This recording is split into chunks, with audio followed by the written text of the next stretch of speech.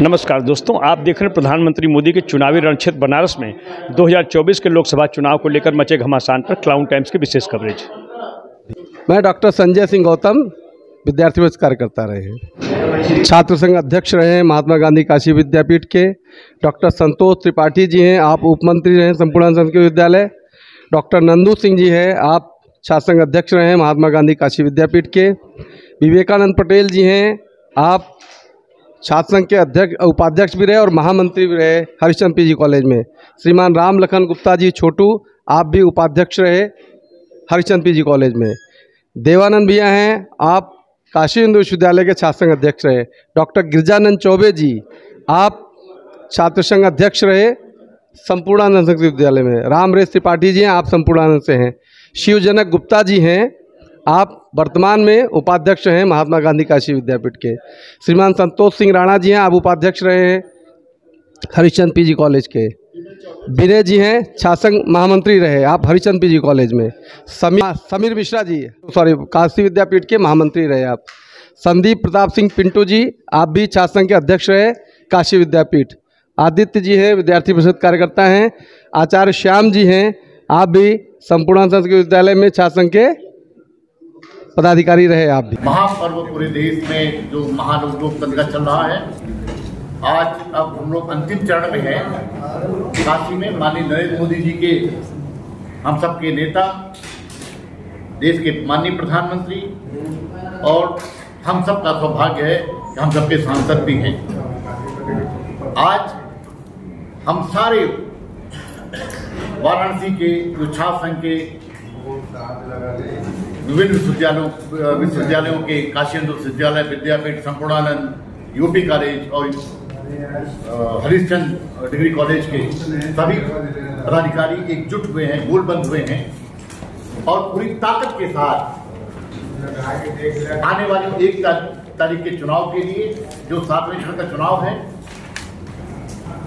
उसमें भारी मतदान करने के लिए नौजवानों, युवाओं, छात्रों, बहनों, किसानों, व्यापारियों, सभी वर्गों का आह्वान करने के लिए हम सब एकजुट हुए हैं।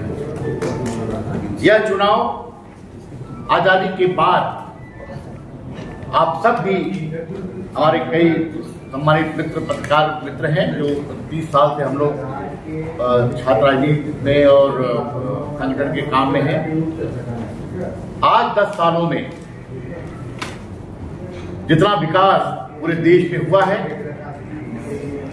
उतना मैं दावे के साथ कह सकता हूं कि 70 सालों में कांग्रेस या उससे निकले जो प्रधानमंत्री रहे, उनके शासन में भी नहीं हुआ।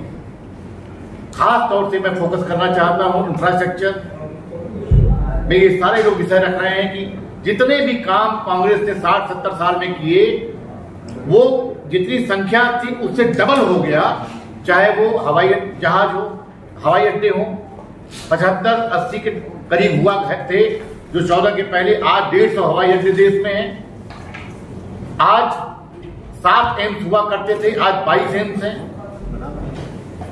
इस देश में जो विश्वविद्यालय थे 374 14 के पहले थे, आज इस पूरे देश में 1100 विश्वविद्यालय माननीय मोदी जी के 10 साल के कार्यकाल में बने हैं। आप अर्थव्यवस्था देखिए, देश की अर्थव्यवस्था के मुद्दे पर, जो देश की अर्थव्यवस्था 14 के पहले 1.7 ट्रिलियन डॉलर थी, आज की तारीख में लगभग वो 4 ट्रिलियन डॉलर के करीब पहुंच रही है।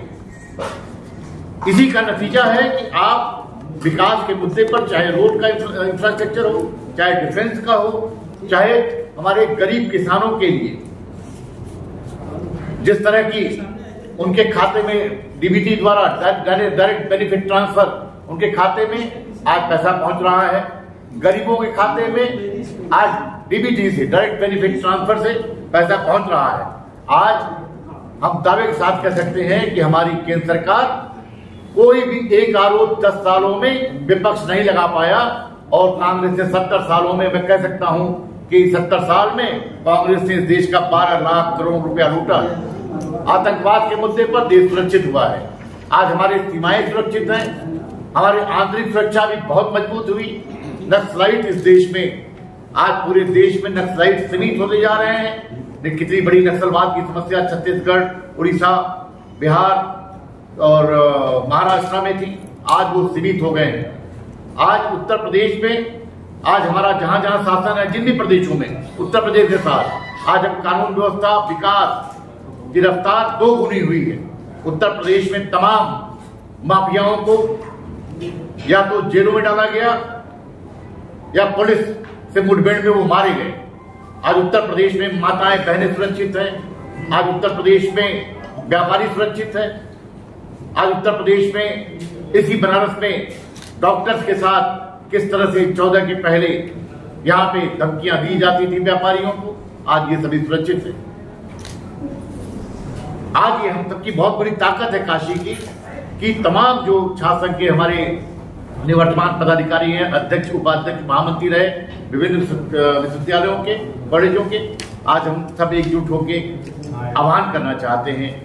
और एक बात मैं कहना चाहता हूं कि काशी का जो विकास माननीय मोदी जी ने किया है, आप सब जानते हैं कि पिछले 10 सालों में लगभग 50,000 करोड़ रुपया काशी के विकास के लिए माननीय प्रधानमंत्री जी ने दिया है। और आज पर्यटन जो सबसे बड़ा काम इस देश में जो 10 सालों में हुआ, वो टूरिज्म के माध्यम से हमारी अर्थव्यवस्था काशी की बहुत मजबूत हुई। जो 14 के पहले 1 करोड़ टूरिस्ट सालाना आया करते थे, आज की तारीख में लगभग 8 करोड़ के करीब पहुंच गए। ये मामूली प्रगति नहीं है। और आज अगर उतने टूरिस्ट आ रहे हैं तो यहाँ खर्चा कर रहे हैं। यहाँ की अर्थव्यवस्था, पूरे घाट की अर्थव्यवस्था, आप रविदास घाट से लगाए नमो घाट तक की जितने लोग घाट पे रहने वाले हैं, आज सबकी आर्थिकी, उनकी अर्थव्यवस्था, परिवार केवल टूरिज्म से चल रहा है। और उसके बाद साड़ी व्यवसाय आज 2 गुने रफ्तार से बढ़ रहा है। और आप सबको ताज्जुब होगा, बताना चाहता हूं, मैं कोट करना चाहता हूं कि जो काशी वाराणसी 14 के पहले सरकार को रेवेन्यू देता था पूरा बनारस मिलके, आज की तारीख में वो 3 गुना हो गया है। 14 के पहले से जो रेवेन्यू कलेक्ट होता था वो 3 गुना बढ़ गया है। जो हम टैक्सेस देते हैं, जो जिन भी चीजों पे, और चाहे डायरेक्ट टैक्स हो चाहे इनडायरेक्ट, ये बहुत बड़ी उपलब्धि है, ये देश की है। आज मोदी जी ने पर्यटन के माध्यम से, और वो भी धार्मिक पर्यटन के माध्यम से, पूरे देश को पुनः एकजुट कर दिया है। जो हमारे पुराणों में हुआ करता था कि हमारे जो सभी तीर्थ थे वो देश को एकजुट करने के बहुत बड़े कारण थे। आज चाहे वो 4 धाम हो, चाहे अयोध्या का मंदिर बनने के बाद आज पर्यटकों की संख्या बढ़ी है। वहां भी 50,000 करोड़ रुपया का निवेश हो रहा है, वहां भी रोजगार बढ़ रहे हैं। और रोजगार के मुद्दे पर मैं कहना चाहता हूं खास तौर से नौजवानों से कि जब हमारी अर्थव्यवस्था 2.3 ट्रिलियन डॉलर के करीब बढ़ी है इस देश में, तो निश्चित रूप से इतनी बड़ी अर्थव्यवस्था बढ़ी है तो बिना रोजगार के ये संभव ही नहीं हो सकता। आज करोड़ों रोजगार इस देश में नौजवानों के लिए उनका सृजन हुआ है। चाहे वो रोड कंस्ट्रक्शन में जो 10 सालों में 50 लाख करोड़ रुपया खर्चा हुए, वो जो 50 लाख करोड़ रुपया खर्चा हुआ रोड्स के लिए पूरे देश में, वो बिना रोजगार के संभव नहीं हो सकते। आज डिफेंस में हमारी ताकत लगभग 2 गुनी हो गई है। आज हम तमाम एक्सपोर्ट कर रहे हैं। उस समय बर्बाद भी थे कि हमारे कार्यकर्ता वहां तक पहुंच नहीं पाए। तो आज उस लाल चौक पे जहां चुनौती मिलती थी झंडा फहराने की, आज उस लाल चौक पे आप जाइए तो पूरे परिवार वहां घूम रहे हैं, वहां तिरंगा फहराया जा रहा है और वहां की अर्थव्यवस्था, वहां के लोग भी खुश हैं। आप देखिए ना, ये लोग धमकाते थे कि खून की नदियां बहेंगी। आज जम्मू कश्मीर में चुनाव हुए हैं जहां 12-15% वोट पड़ता था, आज की तारीख में 55% वोट पड़ रहा है। ये पूरे देश को बदलने की जो रफ्तार रही, जो माननीय मोदी जी का विजन रहा, इसलिए हम सब नौजवानों का आह्वान करना चाहते हैं। खास तौर से आप जानते हैं शिक्षा में आमूलचूल परिवर्तन किया है इस 10 साल की सरकार ने। देवानंद जी, 10 साल हो गया केंद्र की सरकार बने और आप छात्र संघ की उत्पत्ति हैं। काशी हिंदू विश्वविद्यालय में छात्र संघ नहीं है, आपकी सरकार है। जी, उसके लिए आपने जो सवाल उठाया, ये हम लोगों ने प्रयास शुरू कर दिया है। बीच में जानते हैं ये छात्र संघ भंग हुआ 97 के बाद, 97 के बाद, पर उसके बाद छात्र चुनाव नहीं हुए। अब व्यवस्थित हो गया है विश्वविद्यालय। अरे 10 साल हो गया देवानंद जी। अब ये हम लोगों की तैयारी हो गई है और अब चुनाव वहां होंगे विश्वविद्यालय। जब अगली बार सरकार बनेगी तो जी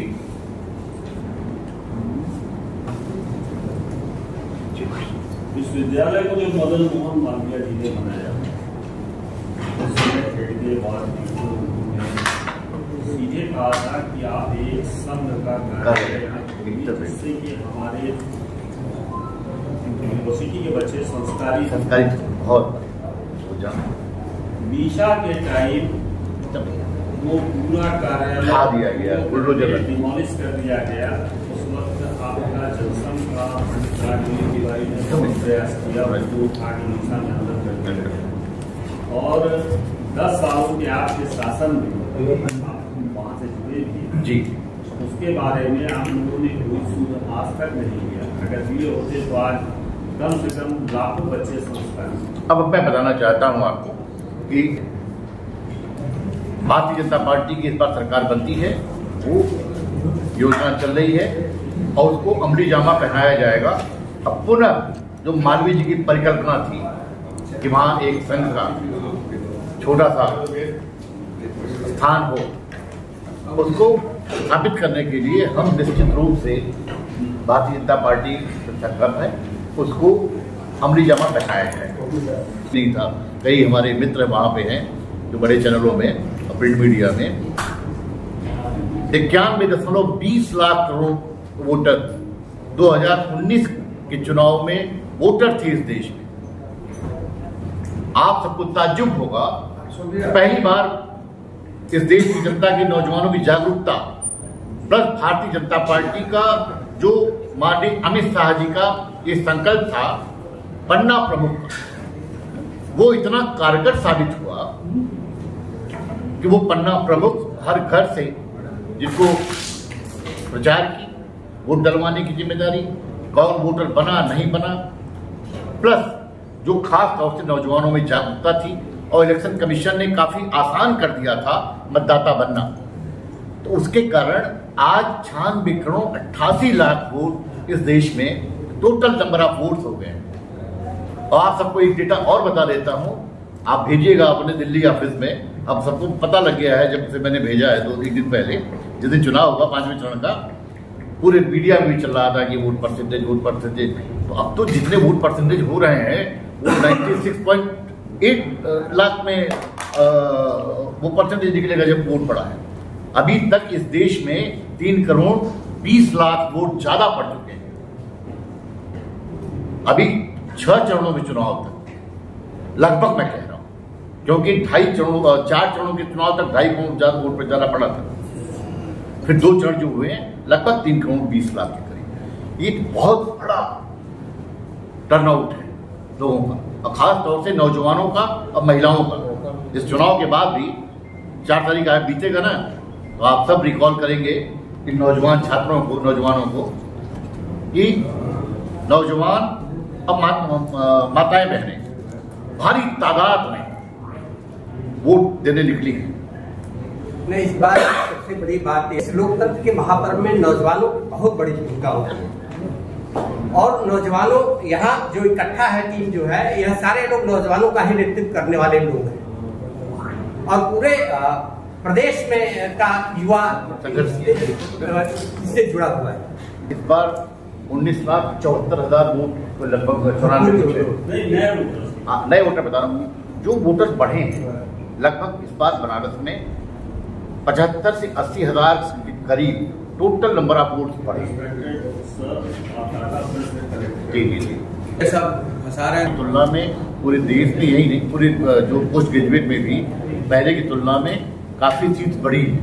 नंबर ऑफ सीट्स अभी एग्जिट में आप, क्योंकि 2000 जानते हैं उत्तर प्रदेश में 17 के बाद हमारी सरकार बनी है, प्रदेश सरकार, और उत्तर प्रदेश की कानून व्यवस्था की स्थिति 17 के पहले आप सब जानते हैं यहाँ उत्तर प्रदेश में कोई सुरक्षित नहीं था।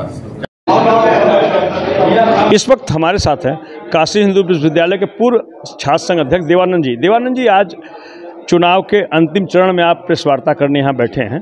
ये प्रधानमंत्री मोदी का संसदीय क्षेत्र बनारस है। हमारा आपसे दो सवाल है। एक तो जो विपक्षी दल बेरोजगारी और महंगाई पर सवाल कर रहा है, इस पर दो टूक जवाब दीजिए कि महंगाई इतनी चरम पर है और युवा बेरोजगार हैं, उनको सरकारी नौकरी चाहिए। इस पर आप क्या कहना चाहेंगे?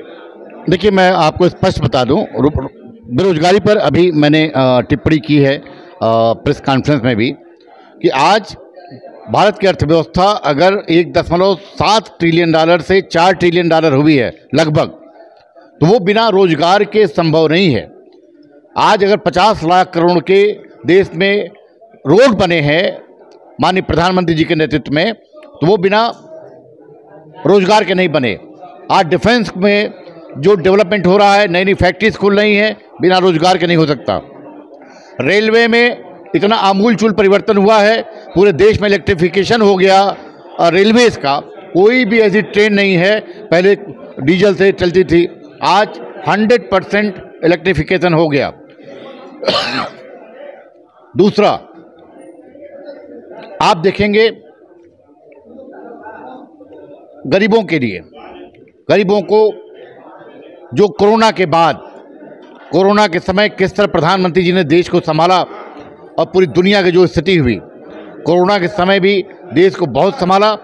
आज रोजगार की बात कर रहे हैं, 1 लाख स्टार्टअप देश में खुले हैं।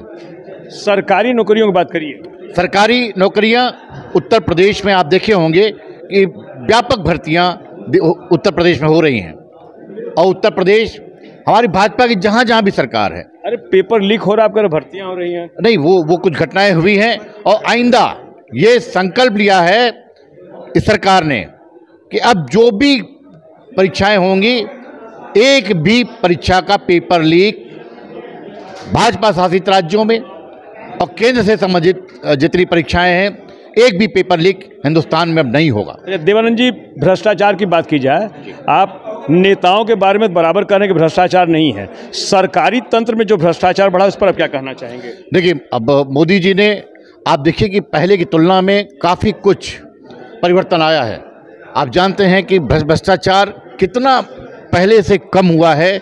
चाहे आप कोई विभाग ले लीजिए, जहां डायरेक्ट पहले आप जो अनाज ट्रांसफ़र होते थे गरीबों के लिए, पहले जो आते थे 5 किलो मिलते थे, और उसको अब सीधा सवाल देखिए, एक आरटीओ की बात कर लीजिए, पुलिस विभाग की बात कर लीजिए, विकास प्राधिकरण की बात करिए, 3 विभाग है जिनमें भ्रष्टाचार चरम पर पहले भी था, आज भी है। इन 3 विभागों में कहाँ भ्रष्टाचार कम हुआ है? पहले की तुलना में ऑनलाइन चीज़ें हो गई ना, मैं इसलिए कह रहा हूँ कि ऑनलाइन हो गई हैं।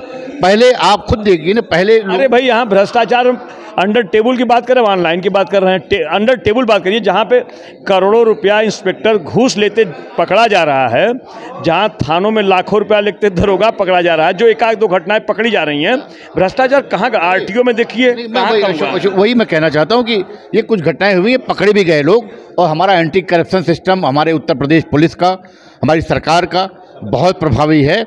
और इस पर माननीय योगी जी ने खुद कहा है, उत्तर प्रदेश पे हम समूल नाश, उन्होंने माफियाओं को कर दिया, कानून व्यवस्था ठीक कर दिया, भ्रष्टाचार को भी वो समूल नष्ट उत्तर प्रदेश से करेंगे।